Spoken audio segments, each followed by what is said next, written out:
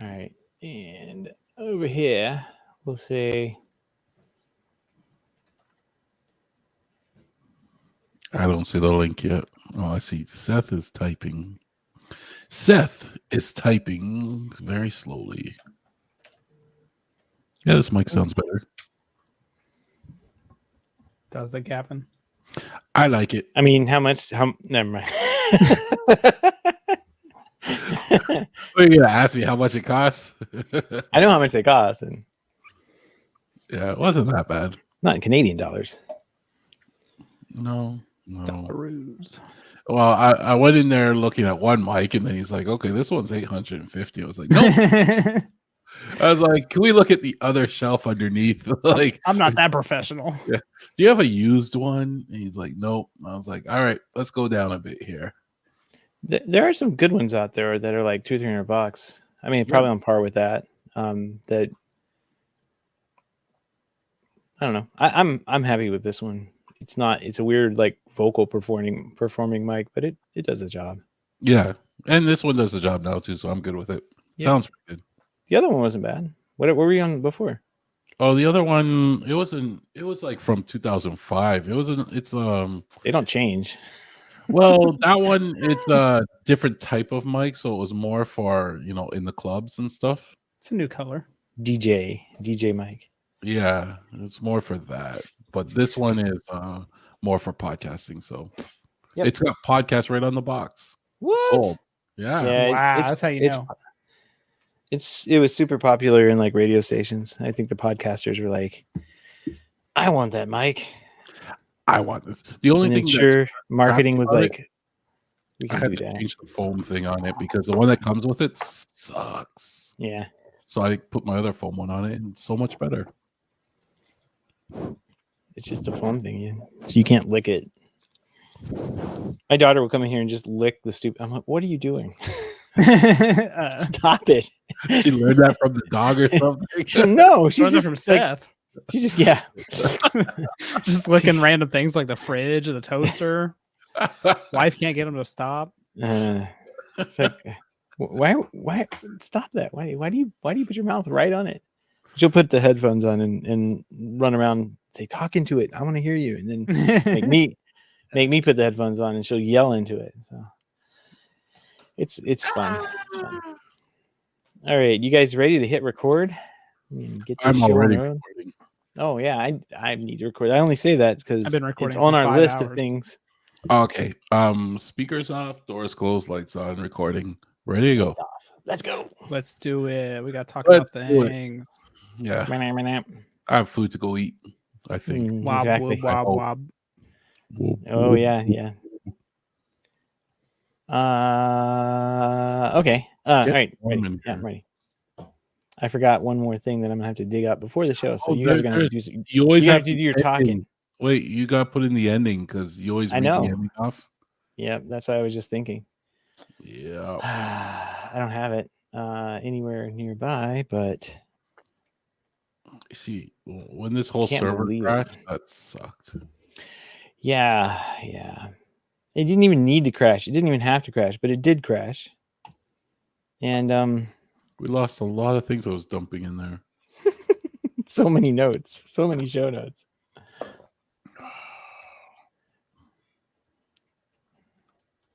Copy and paste it from your spreadsheet. Don't you have it in the spreadsheet? I do, but I got to get to the spreadsheet first. Oh, yeah, I like Google Files. It's just a pain. Mm-hmm. That's and I seem to be not able to type in a password. What is it? Files.google. No, it's Google Drive.google.com. I'm already there, but it's just taking its sweet time. Leaf tickets. No, that's not what I wanted. Leaf tickets. Leaf. Yeah, somebody has had what do they call season tickets? So they're selling off games. So we bought a couple games. Nice. Actually, the one game is the game I got was on December 20th against the Lightning. That's the one to get. Be a good game. Yep. So they don't disappoint anymore. It used to be pretty disappointing. So We don't go to Leafs games for the Leafs. We go to Leafs games for the other team. We were like, when we first started going, they were not great, but this is an old script copy. They were not very. They sucked. Let's just put it that way. They were horrible. They had a lot of the same players too, but they were not good. And then while we were there for the first game, we were down like on the lower level, like because they couldn't even sell those tickets, and so they were just giving away $25 a seat or something like that. And so we were like on the lower level, right behind the glass, and like the fans were just great. It was like, oh, this is why people like hockey, because it's actually fun. And so we started going a lot. And then we had a kid and we stopped going. But yeah, but how much do your tickets cost to these games? To the game? Yeah. Well, if you sit in the nosebleeds, it's like $35, $50 or something. They're not much. But if you level. What's 300 level? That's like middle. Here, that's the nosebleeds because we're in Florida.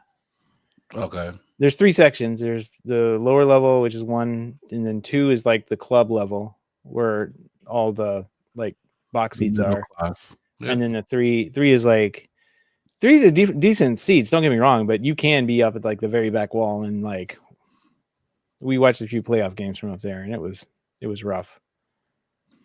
So yeah, just dragged into the right spot. Now I have to see what the seating is. There we go. All right, I got it in there. You guys ready? I'm sure everybody's tuned in for this. Oh, nobody's tuned in for it. No, nobody's here. Let's just restart the YouTube. Oh, we can't do that. Nobody cares. Yeah, 300 level, we ended up paying over $200 a ticket. Like it's stupid. Like up here like that. If you start going to the ground floor for a hockey game, you're looking at $1,000 plus. Supply and demand. Supply and demand. So many Leafs fans. All right, let's get going. Let's go. This is the HomeTech podcast for Friday, September.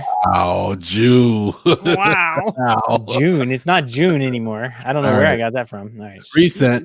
Yeah. Rewind.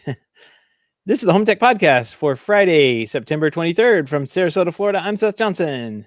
From Powell, Ohio, I'm TJ Huddleston. And from Pickering, Ontario, I'm Gavin Campbell. And welcome to the HomeTech podcast, a podcast about all aspects of home technology, home automation, and evidently today rants. Just you guys, I mean, technology sucks. Yeah, Stacy on IoT, she hates Matter. Evidently, you guys are telling me. Like, I haven't caught. I'm way behind on stuff right now. I'm listening to audiobooks a lot lately, and I'm like, the podcast is kind of like in between, and I haven't caught up. But you guys are saying she just went off. Like, I'm gonna have to go listen to this after the show, after we record. It's a great listen because you know what? To be honest, Stacy has been vocal about her views on Matter this whole time. And she's never really been a fan of it or, didn't think it would promise. But this time is the first time I really heard her just really go off on it. And I think I kind of think she doesn't like it, like at the end of it, like I just think she doesn't like it. So it's a little, I really appreciate the honest truth about it. Because everyone else is sugarcoating it and making it like it's the savior, and she's like, no, it's not going to give you what you want. You're still going to have 20 apps on your phone because you need those apps to get to the advanced features of the devices. I totally understand, and it was a great listen. Just if you're one of those people that thinks is waiting around for Matter and thinks it's going to solve everything for you, go give it a listen. Yeah, but I think we were talking about this in our hub, and I was like, Matter is only solving one thing and one thing only, a sales problem. The reason they need this is because the onboarding was a difficult process, and people were confused about, I bought this thing. Oh, it only works with the Alexa platform. Oh, this only works with HomeKit. And now they have no, you get the thing with the little black Matter logo on it, and you're good to go. But then after that, it's still the same crappy little device. It's not Matter has fundamentally not made it any better. And I have another few reasons to rant on about Matter. But TJ, what were you about to say? Yeah, it's pretty funny that Stacy keeps getting invited to these conferences to speak on Matter, and she's not even a big fan of it, right? You think somebody would listen to her podcast and be like, oh well, maybe we shouldn't invite this person that's constantly hating on our product lineup. But it's kind of like everybody else has known. It's going to make devices a little easier to connect. You're going to be able to kind of cross control devices, but just like Gavin said, you're not going to be able to do advanced stuff with it.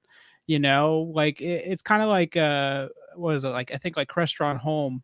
I don't know if they've added support for it yet, but you could integrate a smart lock into Crestron Home 6 months ago, 8 months ago, or whatever it was, and you could control the lock, you could unlock it, all the good stuff, but you would still need to go to the actual door lock app in order to like add codes or remove codes and stuff like that. And it's just like, it's not what people want, right? Like if I have to go to multiple apps to solve my problem, it better be a very inexpensive device or just like super intuitive to use or something. But a lot of devices aren't that easy to use, and devices are not getting any better. Yeah, I think the reporting on this is much to blame as well, because the tech press kind of took this Matter standard to be like, oh, this is going to unify everything. It's going to make everything better. And I don't know, being jaded and had heard that many times before, it's just like, okay, another one's coming. But this one seemed to have a lot of legs because of the players that were involved. But as it turns out, those players are doing what they want to do, and it's basically there so they can sell more product, easier, get product into people's hands easier, and make the setup process easier, which is a big hurdle. But again, at the end of the day, it doesn't make the products any better. And I think Adam Justice was kind of throwing this red flag up. He's pretty political if you listen to him on the podcast there. But and this is the Smart Home Show with Adam and Richard. He was kind of mentioning like, hey, one of the roadblocks that this may have in place for it is, what if somebody comes out with a smart, I'm just going to try and pick something off my desk here. Label maker? A smart label maker. There you go. That's a good one. That's a great one. I was going for the tissue box, but label maker, that works. All right. So somebody comes out with a smart label maker, and there's no like defined term of what a smart label maker can do in the Matter, right? They have to go through this committee, go through this process, set up like, oh, well, you got to turn the label maker on. When somebody wants to press the P key, like what command does that send on to the label maker? If somebody wants to print or feed or cut, like those commands have to be defined in this protocol that we have to publish. It has to go through this working group, and maybe a year or two from now you'll be able to sell your label maker through Matter. It's like, but if you're a smart label maker company and this is like what you've invested your life savings into and everything, like, are you going to wait a year for some committee to meet and figure out like how your particular product should be controlled in this like generic ecosystem? No, you're going to release the thing and it's going to live on its own little island away from Matter and be a happy little device. And Matter is not even going to be part of the equation for you until the rest of the industry decides that, oh, we should probably include those templates for those label makers in our Matter protocol. So I don't know. It seems like a lot of bureaucracy. It seems like really the only reason they wanted to do it was so they could solve a sales problem that they were having. But again, it's still the same devices that aren't going to get any better. Like smart TVs. Smart TVs.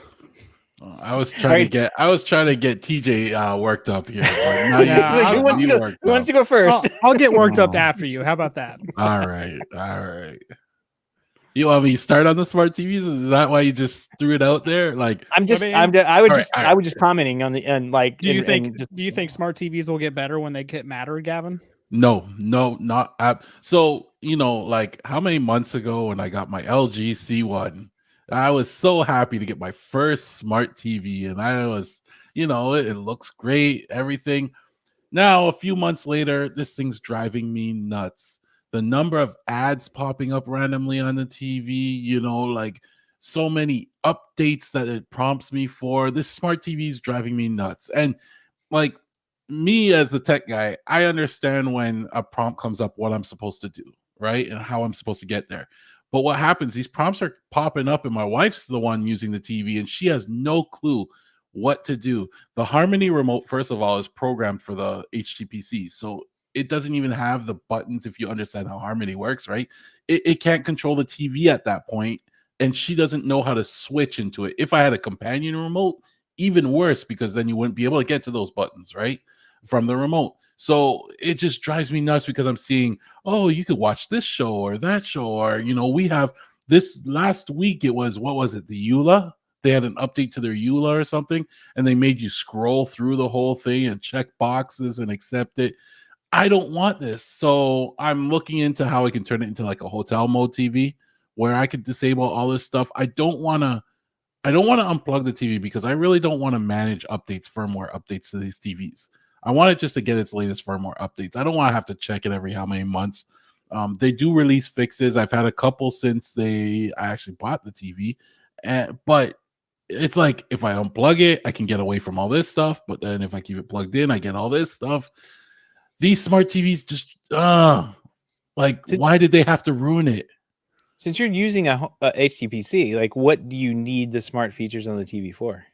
Well, so I was actually still using the built-in Netflix app and the built-in Prime app, right? And they look beautiful on that TV. Like they you can do get 4K HDR, and yeah, HDR. HDR, 4K, and everything. But now that I'm trying to resort this all out, I'm probably just gonna throw my Apple TV on another input at this point. That way I'll use the apps on that Apple TV and then just cut out the smart TV altogether. Like it's gotten so bad with the smart TV stuff that I actually just want to not use it, and I'll buy another device. And I wonder how many people out there are thinking the same thing. Like these ads just drive me nuts. Yep. Yeah, they're pretty obnoxious. I mean, because especially the struggle that you described with like not having the proper remote on you to actually like accept the terms of service or do the update or whatever it is. It's very annoying because then I'll get texted pictures from clients and stuff, and it's like, oh well, this popped up, and it's like, why did you connect your TV to the internet? You shouldn't have done that. Because every single TV I install, I do not connect it to the internet. If the client wants to do that at the end, that's on them. But basically, it's for the same exact reasons that you're experiencing right now, is that eventually everything is just full of ads. And you get all kinds of annoying pop-ups, and it's just very jarring to have that experience while you're watching something, and something just like showcases all over the screen and tells you need to update something. One big feature I use on the TV actually is the AirPlay. There's so many times we're sitting there and we're just like, oh, you have to see this. We AirPlay our screen to the TV so we can all watch it, and it needs to be plugged in for that. So. I'm thinking maybe I'll plug it into the network so that still works, but then cut it off from the internet through, Unify at the switch level or something like that. Well, about that. You're about to ruin my... I am about to ruin your day here. So I noticed that my two LG TVs were sending analytics data out through my little firewall application. They were sending every day, no matter if we watch TV or not. They would send a few megabytes of data up to the cloud somewhere to be processed. I was like, I don't really like that. And through Firewall, with a little click inside the app, you can just block them from ever reaching the internet. And I did that, and it was great. It was glorious. I just laughed and laughed, and the LG kept getting blocked. And I was like, haha, you suckers. You made a horrible product, and I made it better. And then I went to watch TV, and the TV was frozen. It wouldn't boot. So yeah, your mileage may vary there. I think the best smart TV is not plugged into the wall for internet. Unfortunately, like that's really the only way to really go. Because to get the TV back on, I basically had to unplug it, plug it back in, and unblock the the firewall rules that were allowing it to go out and do whatever it had to do, and it thought that it needed to do, because whatever the people who wrote the software that live on there weren't smart enough to say, well, if it can't reach the internet, can't reach our website, then we probably should like free up that memory or something. No, we'll just keep making it same call over and over again and fill up the entire memory buffer of the TV so it freezes up. That's a great user experience. And then after all this, the other day I turn it on and I have one of those apps, like a full side advertisement down the side of the TV, and telling me about something that I didn't really care about. And it went away, luckily, because I don't have the remote either. I don't really know how I'd get it to go away or accept a EULA. Because kind of in the same remote, we're using kind of in the same boat, not using a Harmony, but using a universal remote. And I don't have I think I might have those codes set up on that remote. Like, with, again, you have to switch and do some funky, like, you have to do backflips to get it to go away, right? So that's no fun.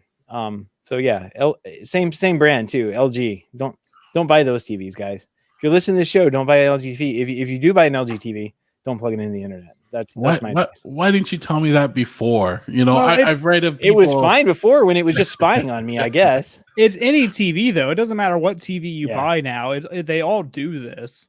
And it doesn't matter how much you spend on it. You can spend $10,000 on a TV and it's going to do this exact same thing.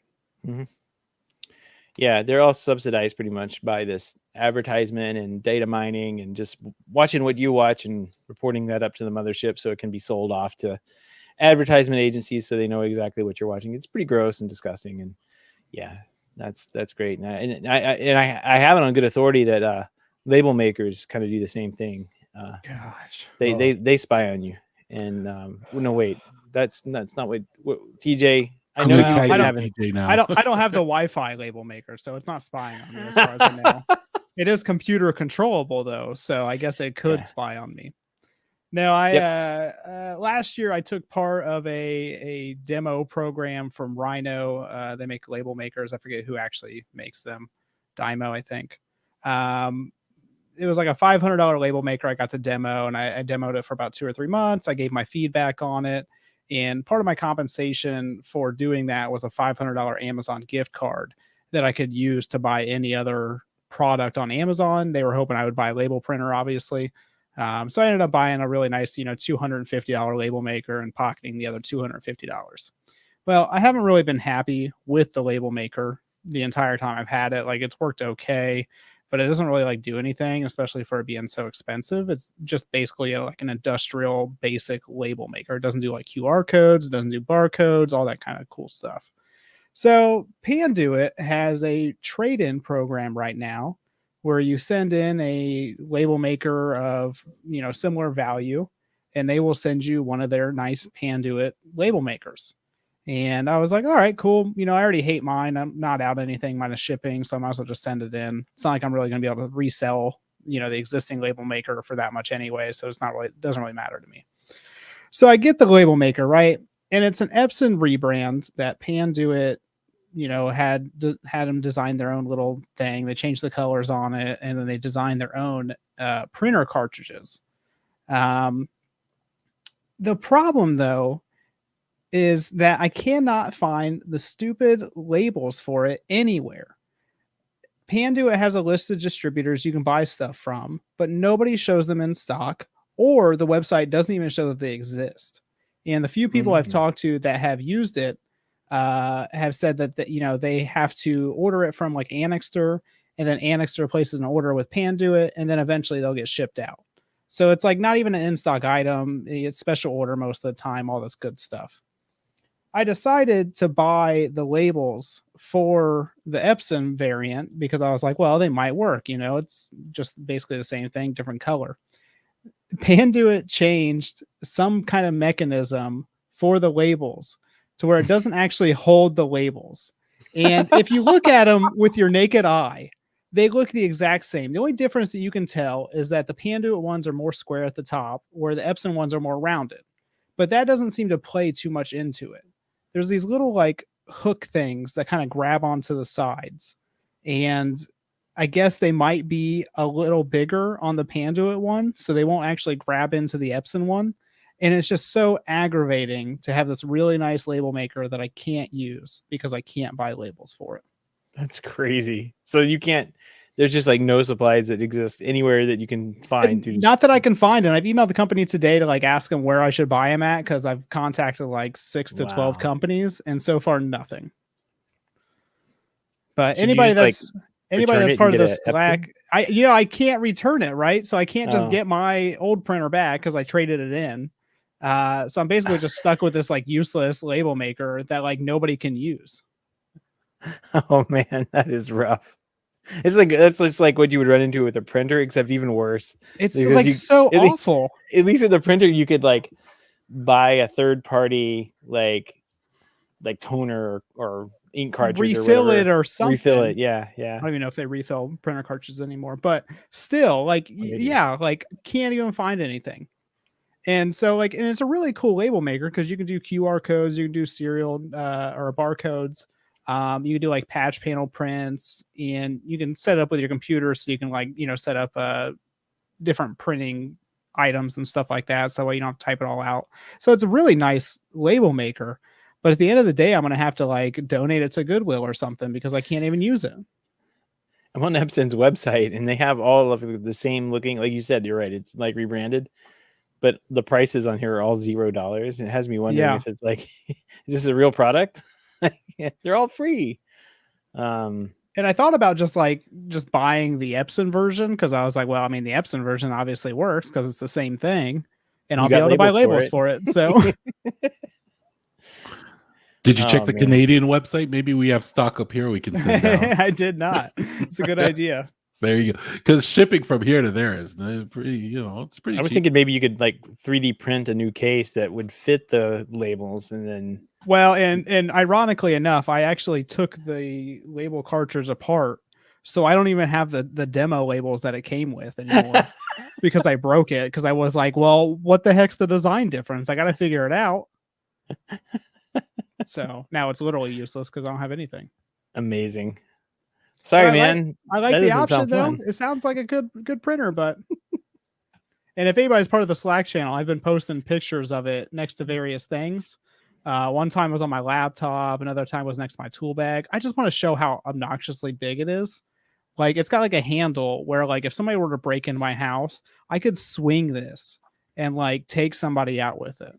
It's so obnoxious. It is rather large. So large. Looking. Yeah. Well, I hope you get some labels one day, DJ, because you're able to use it. If I don't get an answer this week, then it's going to Goodwill. It's going away. Somebody else's problem for $20. We don't need a label maker for the museum. I already have one. So. This is not museum worthy. There's nothing exciting going on here. Well, you gotta think the price per button on that label maker is really, really low. It is actually. There's like a jillion buttons on it. Yeah, it's pretty good. Yeah. Oh, you can probably see it because it's cutting off. But it's not a smart device. Not a smart device. Yeah. Well, yeah, it connects to the computer, but it's not really smart. They make a Wi-Fi version, but probably not going to give that one a shot. Yeah, that one's the one that spies on you for sure. Oh yeah. Well, just dream about all the labels you could be printing out and all, All right, guys, what do you say we jump into some home tech headlines? Let's do it. All right, so this isn't going to annoy anybody. Amazon wants Alexa owners to buy more things. Imagine that. Amazon announced a new product at Amazon's Accelerate conference. New feature called Customers Ask Alexa, which lets brands submit answers to common questions like, how can I remove pet hair from my carpet? And how can I eliminate odor from soil stains? Previously, Alexa supplied generic tips from the web and other sources in responses to such queries, but Customers Ask Alexa turns answers into product spots. There you go, advertisements for your Amazon Alexa questions. We all knew it was coming. Here it is, guys. What do you think? Gavin? You ready? I was ranting. This is the rant show, Just ranting about everything. I was ranting about this week too. You know what? We don't really use our Alexa to ask those type of generic questions. I just pull out my phone and Google it, right? But if it ever got to the point where I would ask her to turn off the light and I would get something other than just a little bling, that I like, I would so be done with it. Like I'd want to get out of there and I'd want to try and, I'd want to investigate something else, But the problem is what else is out there at this level? Like I would even drop a little bit more money on a better system at that point just to get away from these annoying ads. Hopefully they don't make it too annoying, but I hate it when these products, they come into your house and they're working great or, somewhat great. And then they start to ruin it by adding smart stuff and ads. And I really hate that because that's not what you bought it for in the first place. Smart devices just keep getting worse. Who wants this, right? Like, brands. I Brands. I strongly dislike when my Google Assistant speaker tells me that I can do additional things with it. Like for the past like 6 months now, every time we like say turn off the lights or what's the weather, it always says, by the way, you can ask me what the weather is for tomorrow, or you can set up a timer to turn your lights on and off. Google And does it too. yeah, Mhm. it's so aggravating because it's like every single time. It's like, once a day maybe that would be all right, or once a week. But I don't need something like every command, right? Little Siri sitting over there just can't even answer a question, right? At least they work. Yeah, that's true. At least they work. There's no chance that thing's getting an advertisement. Can you No. imagine? Yeah, I mean, I don't know. I just hear like, why does everything have to go to advertisement? Like, is that like eventually like it's like this drain that everything's circling, and eventually you just well, I'm at the bottom here. I've got to go to advertisements, and you float down at the advertisement sewer. Like I just why does the entire world think that it needs to like center itself on advertisements that simply they don't work. They just frustrate us. No one here wants to know like what light bulb you need when you ask the voice assistant to turn on and off your light. Nobody wants that. Like whoever thinks this is a good idea is not using they're not using the product, but they're not thinking out like that what their product's actually used for. And if it means that like an Amazon Echo device needs to not be $30 and maybe need to be like, I don't know, $100, like make it $100 and just sell it without ads, just like they did with Kindle, right? Well, and that would be the issue, I think, at this point, right? Is that, when Amazon released this thing, it was basically, a freemium model. You basically paid a little bit for it, or you paid nothing for it. They gave it away with certain items and stuff. So everybody has this perceived value that they're not worth anything now. And Yeah. so I don't know if they would be able to, maybe that's their plan, is to sell a ad-free smart speaker eventually. But I think they've kind of put themselves in a corner now where people are expecting this product for free or significantly cheap. And if they don't get it, they're just not going to use it at that point. There's a lot of people I run into that's like, well, $100 for like a speaker. I'm not paying $100 for a speaker. Like I can buy a Google one for $30. Right. Yeah. I all that subsidizing up front here has definitely hurt their long time. Well, I don't know that it's hurt them. Like there's still a lot of people clearly using them and jump with that will continue to jump through whatever hoops that Amazon puts in front of them so they can keep using their talking box thing. But like I just don't get it. I don't understand why this is the goal of these companies, is to like, oh well, we just want you to buy more junk that we sell on our website that you already go to anyway, so we'll give you irrelevant ads at the most frustrating time. Like, let's just do that. That's probably going to make you want to buy this stuff, right? And no one ever like looks at them and says no. That it will, for whatever reason, all these CEOs and whatever, they just don't ever hear no. Like, no, that's not what people want. They don't want to hear your stupid. They don't even want to hear your stupid suggestions, much less the ads from a brand from like Coca-Cola. Oh, it sounds like you're thirsty when you asked that last question. Would you like a nice, refreshing Coca-Cola? No, I don't want that. I never wanted that. And well, maybe I do. I could actually use something. So that's because all technology is just built on ads, unfortunately. But it doesn't have to be. It doesn't like it. But we let it. Like that's where like everybody thinks they need to go for monetization, and it seems like the advertisers rule the whole world when it comes to like funding for technology. It's like, well, why? Why do they need to be part of this? They don't need to be any part of it. I don't need a brand interfering with my voice assistant. But that's where we've come to. That's where we're letting everything go. I don't know. Well, this probably isn't going to be a brand. It's just going to be Amazon. What's wrong with that? No, I mean it's specifically for it's an API for brands. It's for Coca-Cola and Tide Pods and stuff. Yeah, like that's what we're going to hear about. So, like I don't mind ads, but the ads, when ads start to impede on the functionality of your product. So when you're watching TV, I don't mind if the ad comes up at the side or something like that. That's one thing. But when the ad comes up at the side and starts playing on audio on top of what you are watching, that's when it's starting to impede. When the ad comes up on the screen, you have to actually click a button to acknowledge it. No, don't do that. And in this case, if the ad's like in its response, no, we don't want that. And I think people will push back eventually if it gets really annoying like that. In this case, they're slipping with the Alexa. They're going to be slipping the ads in, right? So you're asking her to, how do I clean a carpet? And they'll be like, if you get this product, it will help you clean that carpet. And okay, it's not as annoying at that point, but it's still it lines you up for a future where it will be. Yeah, it's like the voice response when you're searching for something, and like the first thing that comes up is sponsored or something, Amazon sponsored, and it gives you ad. Hey Gavin, your voice sounded a little raspy there. I think you could probably do with a nice refreshing Coca-Cola. Thanks. I'm just getting so worked up today. Exactly. Nothing but rants for the first part of this. All right. Are we over our rants? Are we gonna Never. Never. Technology always gonna make us mad. Exactly. Well, yeah, let's move on to leaks and new products. So leaks are fun.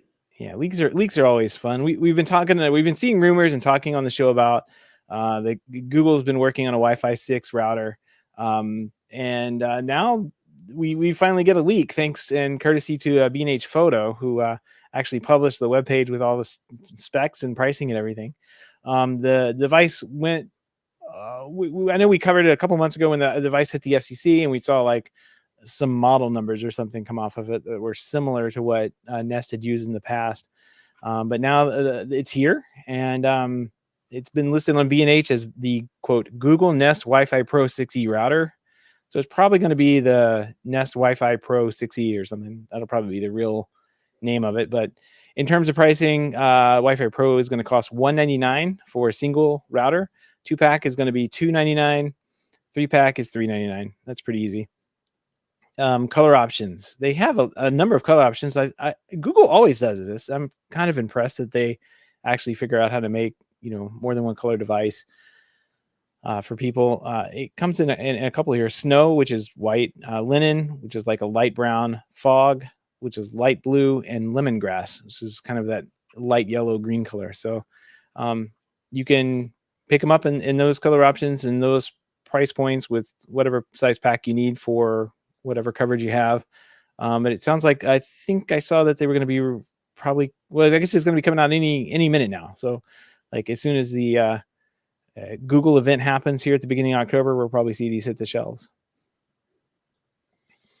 You'll see them everywhere, I'm sure. Pretty popular in a lot of people's houses. I'm not a big fan of them myself. I think we've talked about them a couple of times here, but they're always probably one of the more cheaper Wi-Fi systems out there that you find, between like TP-Link, Deco, and I think that's pretty much it. There's a couple other cheap ones, but aren't as big a brand. So I see these going becoming pretty popular. Yeah, that price point's gonna be attractive to a lot of people, and they even said like they may have network extenders or the Google Assistant speaker built into some of them, so that's good too. Just keep in mind there's no ads today, but tomorrow there may be ads.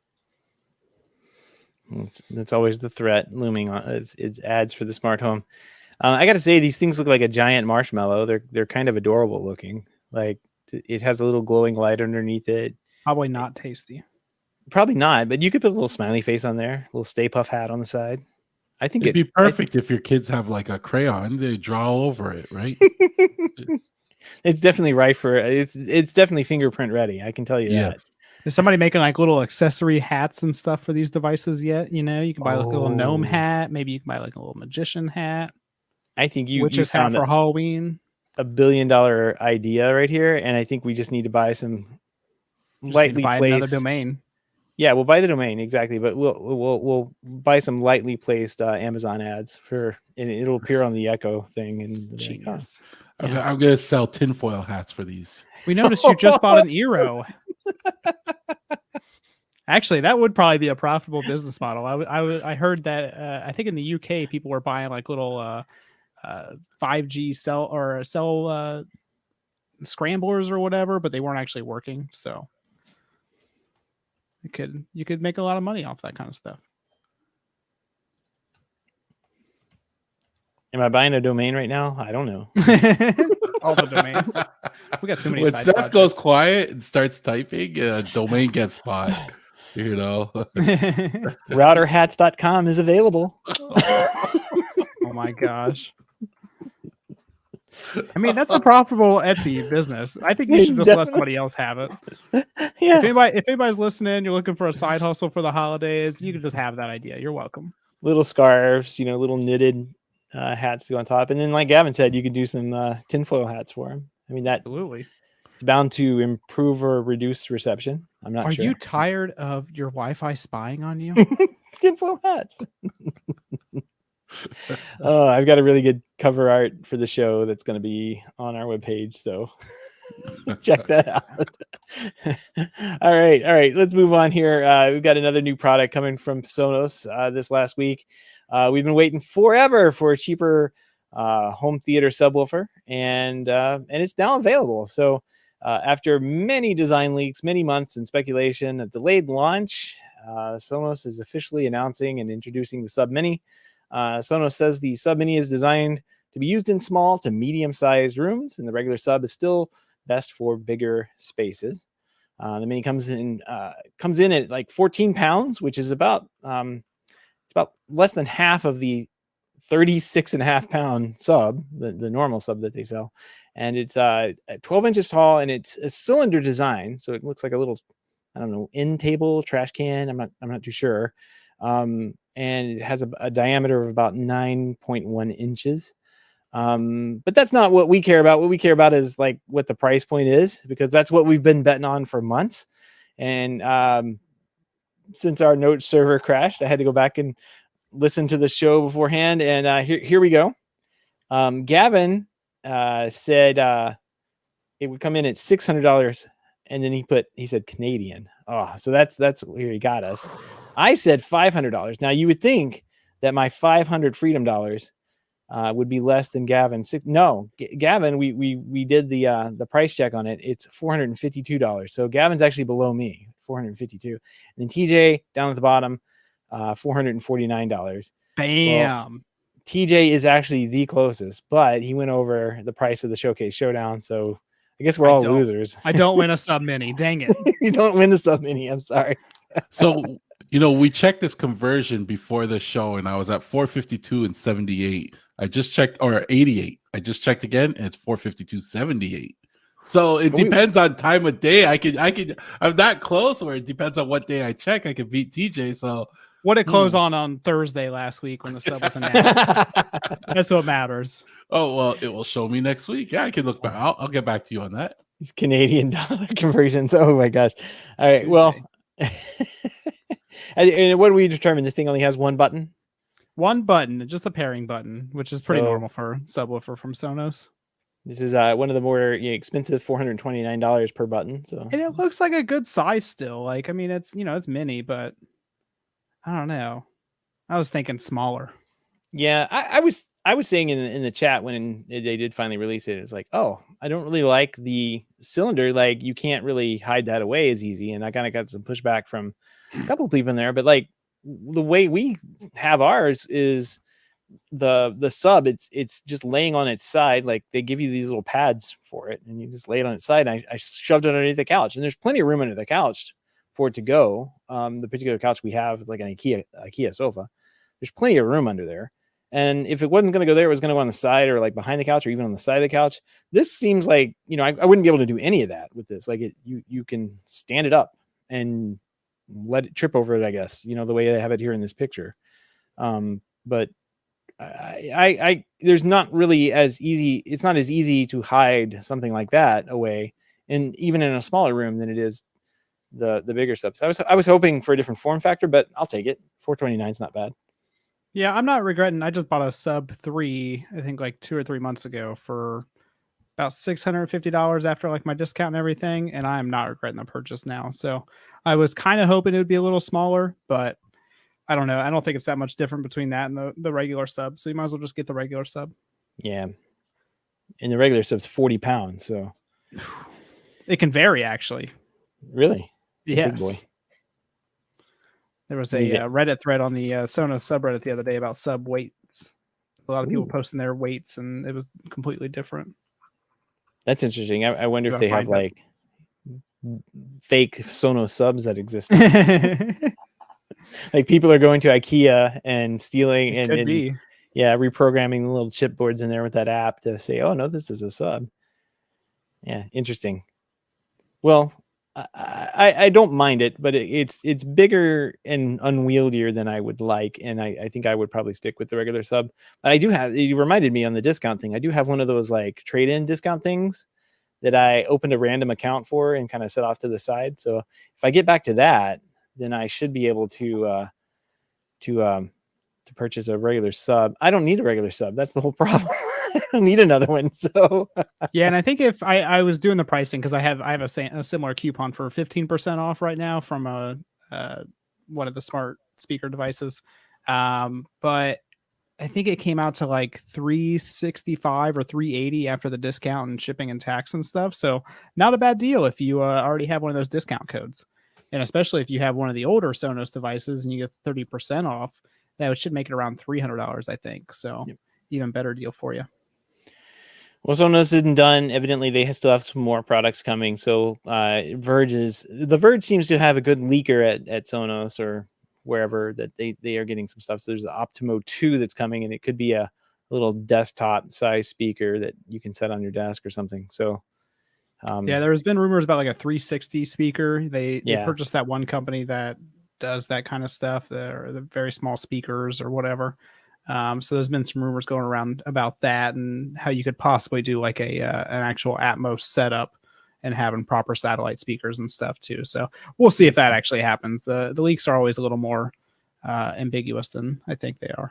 Yeah. I remember there were some like different size speakers that you could, like some tall speakers that had upward firing. Oh no, it was a sound bar, and it had you could rotate it and it would do the upward firing Atmos thing for the surround. So yeah, that there's been a couple of rumors on these products that have kind of like gone by us over the past year or so, and this is the only one that's really materialized. So hopefully we'll see some new stuff from Sonos. They've been kind of in the same format of the same couple of products for a long time now. And I say that, I know they've added like the little wireless products, but as far as like the home sound and home theater stuff goes, they've been kind of doing the same thing for a while now. So we hope we see some new stuff from them, because it's a cool company, and we all like new gear. So people convinced me to buy a new Sonos surround thing for the garage out here one of these days. So I think Patrick Spence is the Verge's leak. He needs to sell more products and make up for that shipping snafu a couple months ago. In that low stock price, right? Yeah. So low. All right, guys, let's move on here. You see all the where are we? Label rants, blah blah blah blah. Oh, we're just moving on here. Okay, I think that's it. Yeah. All right, let's move on here. All the topics, things we discussed tonight can be found on our show notes over at HomeTech.fm/405. All right, we got a pick of the week, and the pick of the week is the adorable little kitty cat that lives on the Happy Island. Yay! It's great. Tamagotchi cat. I don't even need a new phone, and I kind of want it because of this. Yeah, this was amazing. So, what's his name? Christian Stieg, I think is what his name is. Selig. He's the developer of Apollo, which is a Reddit client, and everybody has been kind of like talking about this dynamic island thing that I think it's going to be named the island, because who cares about dynamic? It is dynamic, but that's marketing. But we can just call it an island, I guess. And the other one's a peninsula. We called it a notch. We just keep calling it a notch. But like, this guy is super creative, and he has this decent Reddit client that I have used for years now. And I just pay him money every now and then just to send some money into him for stuff like this. Like, he just adds on the most amazing, thoughtful, and creative features onto his app that you just don't get with like the large corporate apps. Like I used, what was it? Alien Blue, I guess, was the previous Reddit app. They were purchased by Reddit, like the whole team was. And now Alien Blue is the Reddit app. And it's got all these like missing features and everything that Apollo has. So if you're using Reddit, and yeah, it's just horrible. Yeah, it did get worse.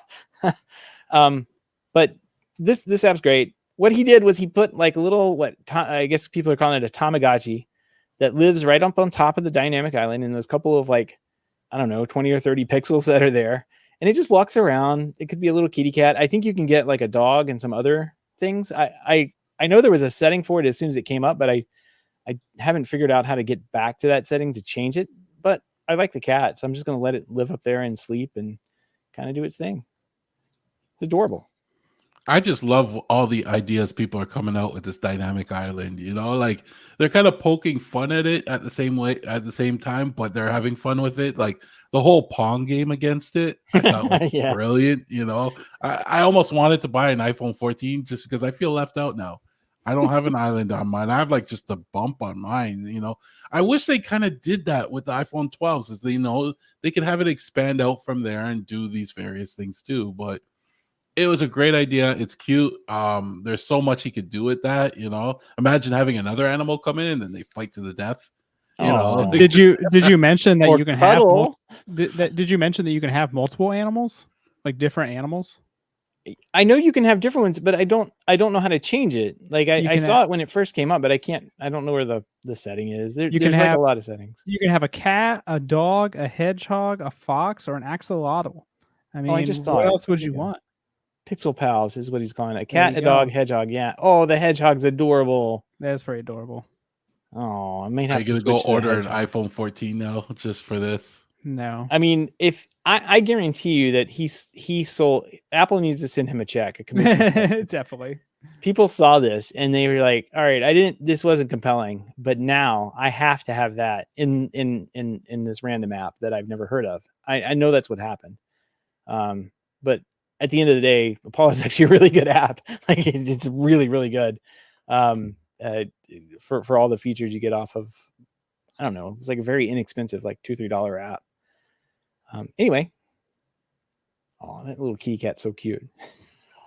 I just bought the app because of your recommendations. So it's a good app. Yeah. He's even got like a takeover thing that that you can install that will, when you click on a link and it takes you to the Reddit mobile website, it automatically will direct you over to Apollo and to that thread rather than having to deal with the Reddit, the awful in 2022, the awful Reddit like mobile website that I can't believe still exists to this. Like, why? Their whole website's a disaster, and Yeah. like I would say half the month it doesn't even work because the servers are always crashing. Must be ran on potatoes or something. I don't know. Well, I don't have a problem with his app, but yeah, the Reddit website I very rarely go to anymore because the app is so much fun to use. So I think I'm switching to a hedgehog. Yay, did it. All right, guys. Let's move on here. If you have any feedback, comments, questions, ideas for a show, give us a shout. Our email address is feedback@HomeTech.fm, or you can go to HomeTech.fm/feedback and fill out the online form. All right, that wraps up a week here on Home Tech. Gavin, it sounds like you really missed out. You said your wife had finished off the ILM Light and Magic documentary, and you didn't even get to watch any of it. No, she just saw it and she clicked on the first episode, and 6 episodes later she's finished it and I haven't even started it. All she said to me was, this was actually better than I thought. And we lived through it, so you can associate and you remember a lot of these things, right? Yeah. So she says it was great, and every episode like made you want to watch the next one.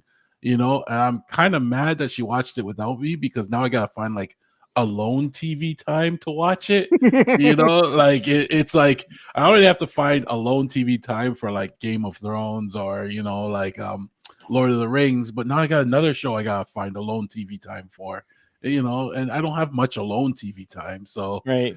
Yeah, I'm a little upset at her. I don't know what to. I'm just, from now on, I'm not going to give her a new show until I'm ready to watch it. She's going to like time out. It's funny just to regulate what she can see that's new. Exactly. Yeah, it's a good show. I can't now. The unfortunate part is like I've seen maybe 3 or 4 of them, and we haven't had the together enough TV time where we're actually watching that to to catch up on it because Cobra Kai came out, and of course we've got to watch that dumb show. It's horrible. Don't stop that. I'm so like I'm at the point of Walking Dead with it, like because it's not. I don't know what they're doing, but it's like a disaster. I have to keep watching. Anyway, it sounds like you've been busy though. You've been moonlighting on us. I'm sorry. Gotta pay the bill Cheating. somehow. So this week I was invited to be a guest on Home Gadget Geeks with Jim Collison. It used to be a crew, but it's just him now. They've been doing they're in episode 500 and something. I've been on it a few times over the years. They used to be called HomeTech, the HomeTech show. So it was kind of interesting. But we just talked about a whole bunch of random things like tech I deal with in the home, from smart home to Unraid to the cameras, Blue Iris, etc., etc. So it was a good talk. Once again, that's Home Gadget Geeks. Go check it out. Sign up, subscribe to their podcast. Yeah. And speaking of podcasts that are great, and not this one, like you don't have to listen to us, but Owen, one of our friends of the show, Owen Maddock, was on a podcast not too long ago.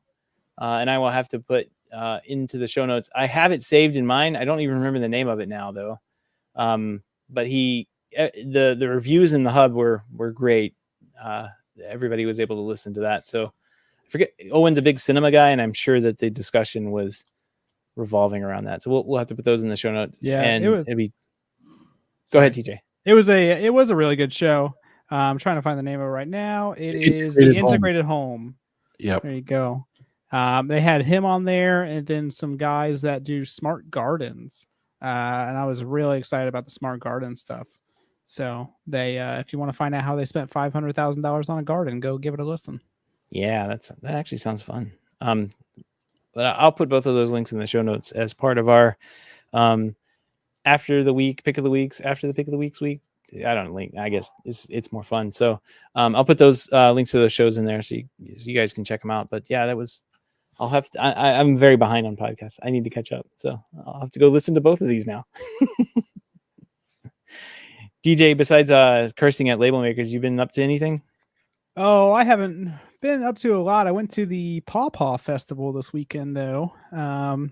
Is that where you pick up a Southern grandfather or something? It could be. It could be. So I guess I just found out about it probably about 4 or 5 years ago. But it's a tropical fruit-ish that kind of grows in weird parts of the United States, right? So they grow in Ohio, North Carolina, Missouri, and I'm sure other places as well.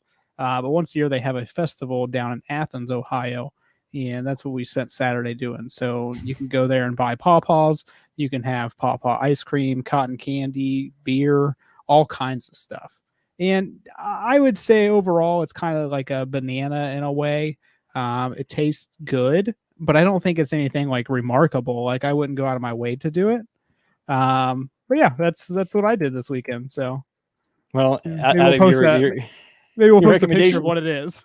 I've been on. There's actually a guy in a giant suit, a pawpaw suit, that I guess is going to have to make the show notes somehow. But they also have a podcast too. So if you're really interested in learning about pawpaws, there you can go listen to their podcast. I'm sure it looks like we have a pawpaw festival up here too, so don't feel so bad. I don't know if I'll be going to it, but we got one.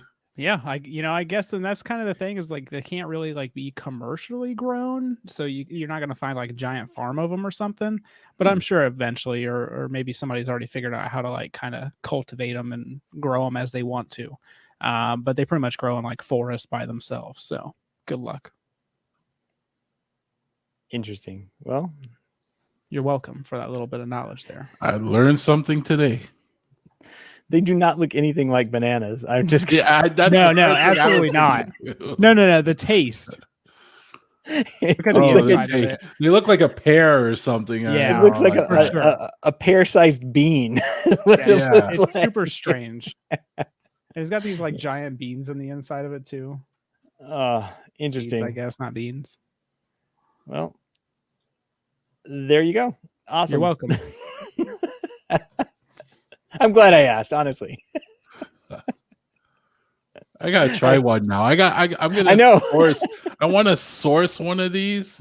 It says with a flavor reminiscent of a banana and a mango together. That sounds Yeah. actually really good. Yeah. I got It's very faint. It's not like a strong taste, but it's there. All right, let me see where I can buy some of these. Amazon. Amazon probably not.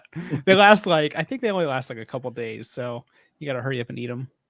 Oh, okay. But it's funny. I brought one for lunch today to my client's house, and I was showing him and telling him about it. And I think that when I said, "Oh, we can like split it if you want," he thought it was for him, so he ended up taking it, the whole thing, for himself. Just put it on his invoice. I did. Yeah, okay. It was like $10 for a pound of them. They're expensive. They're two fruits in one. Exactly, it's 2 for 1. That's true. Do we have a spreadsheet for that? All right, guys. Well, that wraps up everything here. We do want to give a big thank you for everyone who supports the show, but especially those who are able to financially support this show through our Patreon page. If you don't know about the Patreon page, head on over to HomeTech.fm/support to learn how you can support HomeTech for as little as $1 a month. Any pledge over $5 gets you a big shout out here on the show, but every pledge gets you an invite to our private Slack chat, the Hub, where you can talk about pawpaws. I don't know. Is that a beer? Wow. Okay, there you go. If you want to help out the show but can't support financially, totally understand. We just appreciate a 5-star review or positive rating in the podcast app of your choice. That wraps up another week of news here on Home Tech. From everyone here, have a great weekend. Don't buy a label maker. Take care. All right. Thanks, guys. All these pawpaw farms are so far from me. What the hell? Oh, okay, hold on. And why is it